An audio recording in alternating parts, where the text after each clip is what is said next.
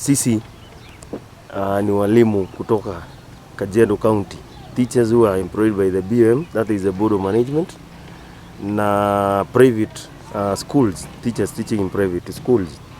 Tunaungana na wenzetu ambao tumejiita the Union of B.O.M and private school teachers countrywide, kama sisi walimu wa Kajiado County, ili tuwakilishe na tuseme ya kwamba we as teachers we are having so many challenges simply because we are the teachers of this country, trained in various colleges and universities. And you find that when the pandemic on 13th, when we were told the school were closed indefinitely, tulienda nyumbani. Na wakati tulienda nyumbani, tumekaa hizo shule, utapata ya kwamba shule tunazishukuru sababu ndizo huwa zinatusustain. Lakini during this time of pandemic, saizi we are approaching the 4th month without any pay. Na sisi kama walimu tunaumia. We are really suffering. Example, when you look at us, some of us have families, have siblings that we need to feed, and you find that it is becoming hard. It is becoming so hard. Now, why are we here today as Kajiado County, B.O.M and private teachers? We are here to cry for our government, to cry for them, tuambia kwamba hata sisi walimu, sisi hatujaajiri, hatujaingia kwa system zao kama employment permanent and pensionable, hatujaingia kwa system zao. Lakini sasa sisi sababu wametu-entitle tu watoto wao, we are teaching them in private schools, we are teaching them in the public schools under the B.O.M. What are we talking? We are saying and we are pleading to them. Sisi we are teachers like others wenye wanawalipa. They are at home. We don't have food. We cannot be able to pay our rent. That is why today we are here and we are crying for the government.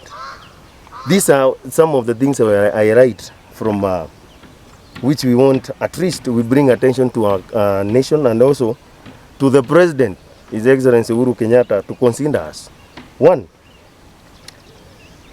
that we are Kenyan citizens like any other Kenyans, that we are trained in Kenyan universities, colleges and institutions as teachers and are registered by a TSE as teachers, that we have been working in various institutions teaching the students and pupils who are Kenyans, that we have been religiously yani tumekuwa tunalipa tax kabisa, and no argument about that tax we pay. We want to be included to the vulnerable, to be the one who are being pesa zinatolewa for cautioning. Even us as B.O.M and private teachers, we should be termed as people who are in that category. These are the facts that we cannot dispute. Number one, we have 607 primary schools in Kajiado County, of which we have 532 private schools. This means that in the ECD section, where we have about 388 schools, ECD schools employ 3 teachers per school. This translates to 1,164 teachers who are employed by ECD. Primary schools have employed 1,860 teachers in private, and secondary private schools have employed 424 teachers. That is a total of 3,448 teachers who are out since March 15th without pay. Out of this number, possibly half of them don't reside around. Wanatoka mahali wamerentisha nyumba. We buy food kutoka kwa mama mboga, we buy food kutoka stores, and right now nobody want to lend money to any of us. So that means that this population, 3,448, they are risking starvation, they are risking to miss medical care, they are risking being thrown out from their houses. In addition to that, we have, out of the 607 public schools, possibly every public school will employ at least 2 B.O.M teachers. That translates to 1,214. Private schools don't employ permanent on permanent basis. It is casual. It's like you're doing it casually because maybe you can want to change a school. You just drop a paper in another school and you are called for an interview. So you cannot say that there is that permanent. You are employed there permanent. And then also, some schools, if they want to terminate your contract, they just terminate it. Yeah, they just terminate. Say so and so teacher, I have terminated what? Your duties. That is all. It's not like the government that we can sit down and say this is permanent and pensionable. Private is not that. Let me say something here. KIPSA is for directors, the owners of the school. So the owners of the school, they have their own way to. For example, now I saw a letter that they are demanding to be helped.